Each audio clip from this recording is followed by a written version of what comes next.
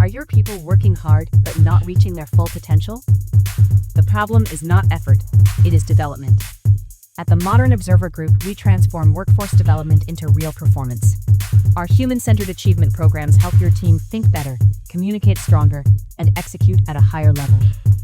That means higher employee engagement, stronger leadership, and measurable results across your organization. If you want a workforce that performs, leads, and delivers, it is time to invest in your people. Visit modernobserver.com and discover how the Modern Observer Group helps you build a workforce that wins.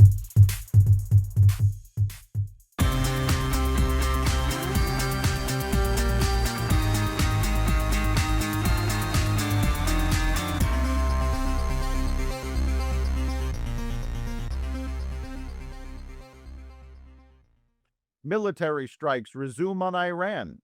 Fauci takes the fifth. A record-breaking roller coaster unveiled, and more. Welcome to the Raw Naked Truth. I'm your host, Eric Lopkin, and here's the news you need to know.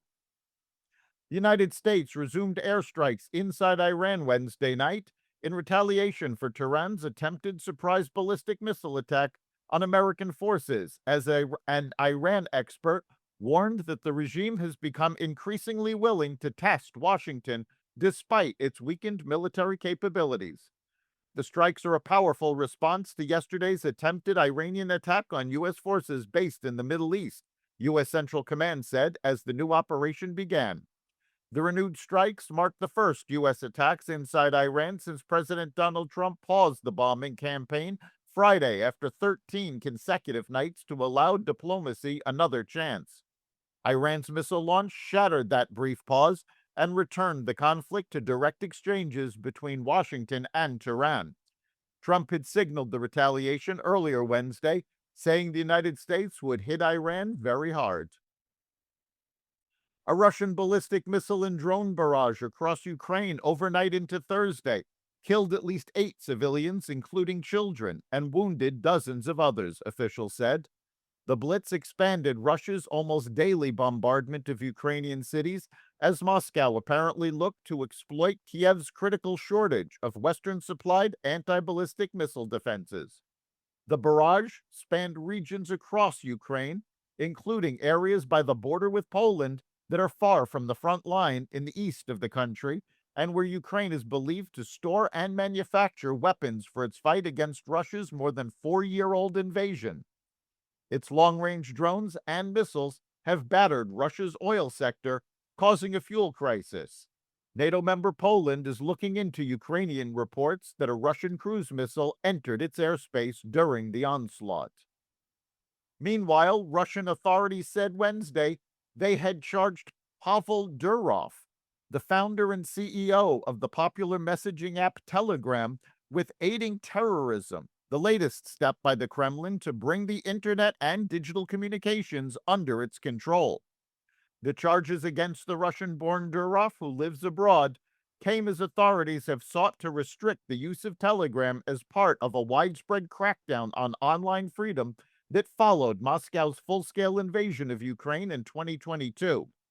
The Federal Security Service, or FSB, said in a statement it had accused Telegram's administration of failing to remove numerous channels, chats, and bots allegedly used by Ukrainian intelligence agencies, terrorist and extremist organizations to prepare and coordinate attacks of sabotage and terrorism, mass murder, and cyber fraud in Russia, which resulted in numerous human casualties.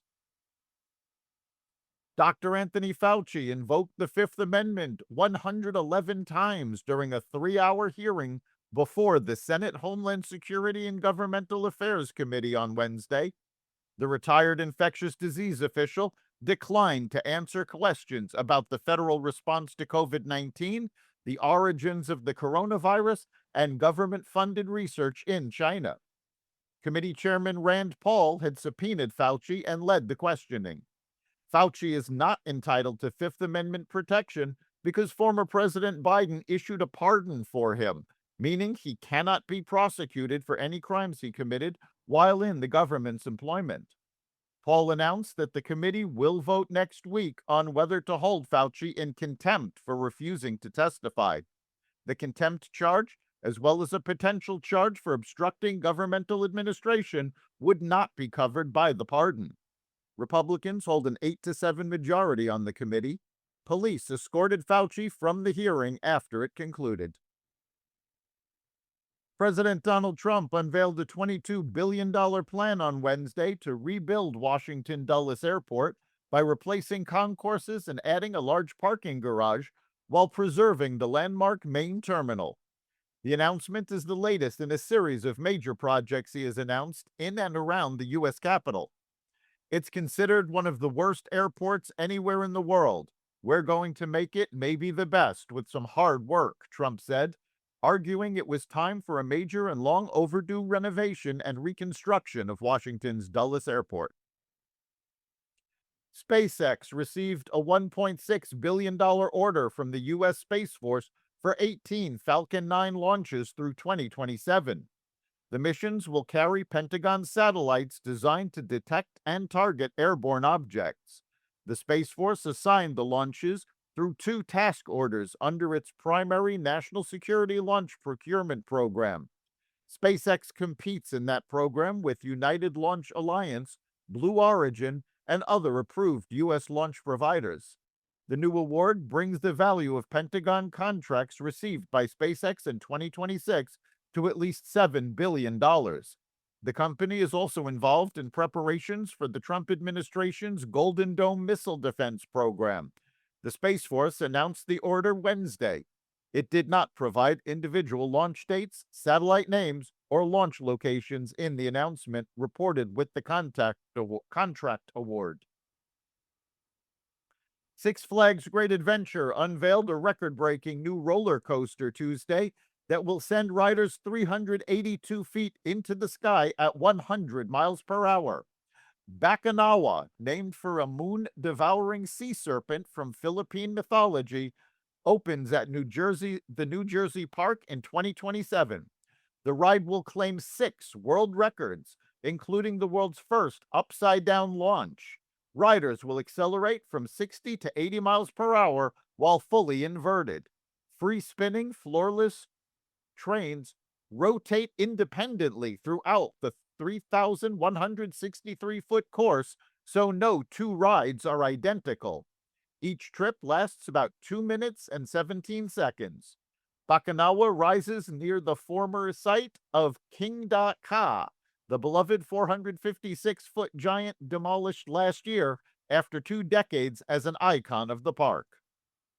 That's the Raw Naked Truth for July 30th, 2026. Remember to like and subscribe to the Raw Naked Truth wherever you listen to podcasts. You can catch every episode of the Raw Naked Truth Daily News Brief, as well as our sister podcast, Carnivore Radio, with news analysis and commentary, and the rest of the Xvadio Podcast Network at xvadio.com, the Apple Podcast app, YouTube, Rumble, Spotify, iHeartRadio, Audible, Amazon Music, and other platforms that respect freedom of speech. We'll see you next time.